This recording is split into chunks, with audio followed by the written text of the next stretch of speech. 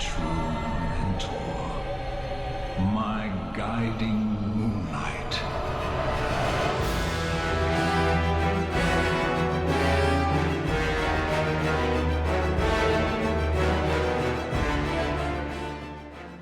Hello varlets. Have you ever wanted to sunder a wave of ragers with one button? Take a pack of crushers to half HP or less? Stay tuned and find out how. First, we will get into the build, followed up by some demonstrations and gameplay, then finally finish things up with some afterthoughts. It all starts with the Blaze Force Greatsword. Without building into it, the Blaze Force Greatsword naturally has a very useful skill, Warp Shock Slash. Your weapon gains charge from killing enemies, getting more charge from larger enemies. Then, whenever you choose to, you unleash a wide arc of warp energy, completely wiping entire hordes. For your ranged option, I would opt for a gun, in this case being a heavy las pistol. This is a gun psyker tree, so bringing a gun is going to be very effective for this build. Other notable options are the recon lasgun and infantry autogun. Other weapons work, but these are just a quick slot in for the build.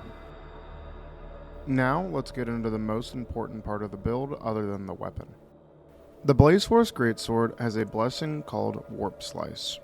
This blessing makes your Warp Shock Slash automatically crit up to every 15 seconds. This alone can carry the weight to sunder hordes beyond its natural capabilities, but it can get way better than that. With the second blessing spot open, this leaves us with a few choices if we want to go for more damage.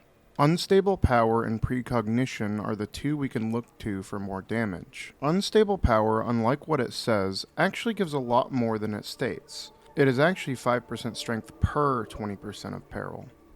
Precognition is going to be the hardest hitting blessing to pair with our former one. It also, like Unstable Power, has its own use cases besides the Warp Shock Slash. Dodging Ragers, Maulers, or Crushers and slamming down with a giant Warp Baton is going to gain a big benefit from this finesse. As for ranged weaponry, pick what you like. As I am running the heavy las pistol on this build, I go for Infernus and Ghost.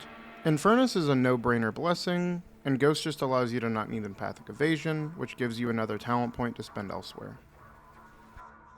Up next we have talents. Normally building into warp damage has a few nodes you grab, and probably Warp Siphon is your keystone. As raw damage and warp damage talents lend an obvious amount of power to this ability.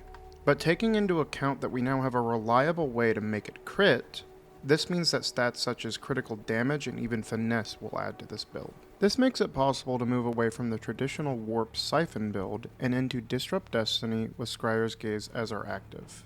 Most of the talents lend themselves towards the build.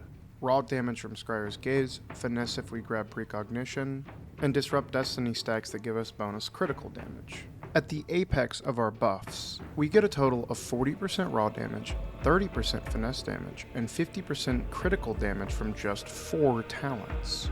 If we add Perfect Timing and Malefic Momentum, we get another 40% bonus damage split between raw and warp damage.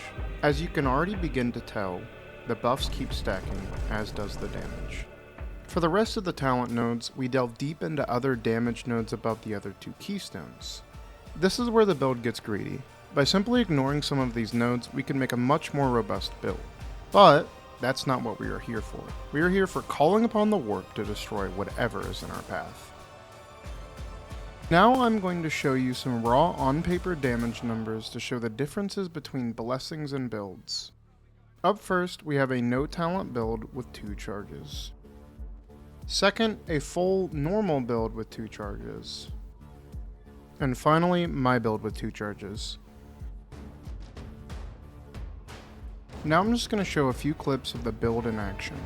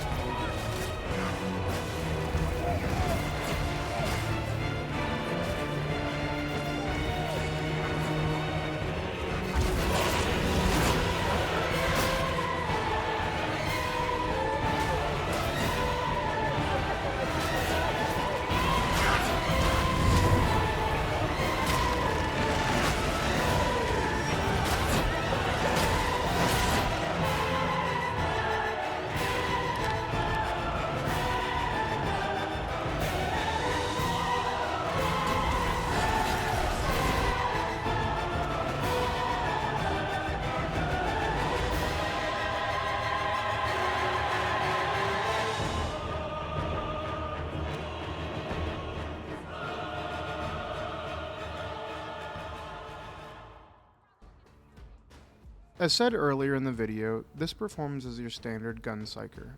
Very strong melee due to the enhanced damage from the build, and range damage output that rivals veterans.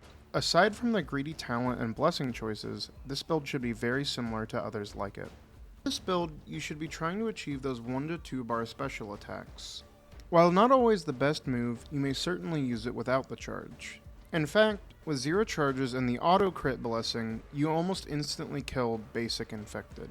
Better yet, this skill even boasts a decent stagger in the mixed hordes. As for your ranged, you will pick important specialists and elites, do very reliable boss damage, and hunt down your Disrupt Destiny stacks. Overall, this build aligns with other Gunpsyker builds but with the added almost ultimate likability. This build is rated up to Auric Maelstrom. In fact, rated is kinda misleading. It is Auric Maelstrom carryable. Damn! As always, these ratings are based on Damnation gameplay. Horde. S. This is an obvious one. Normally this weapon boasts impressive horde work even in a mixed hordes. But when this weapon is put on this build, you thrive in hordes, you want hordes, you decimate them. Picking. This gets an A. The sword is impressive at doing melee picks against Ragers and Maulers. Its hold shove attack can even stagger bulwarks mid-swing to give an easy kill. To follow up, you're a Gunpsyker with a good gun, so you can do all of those ranged picks just as well. Bossing. Easy S. Gunpsyker with a heavy las pistol, nothing more to be said. Survivability. It's an A. By no means is this a squishy, no defense build. Although it misses some of the really good new defensive talents on Psyker, what picks it up from a B to an A is the Ghost Blessing with the heavy las pistol. This makes attritional ranged logs much easier to handle. Crowd control. This gets a strong B for not having a combat ability dedicated to this. The Blaze Force Greatsword can stagger hordes very well. This even extends to elites and specialists. Support. A simple C.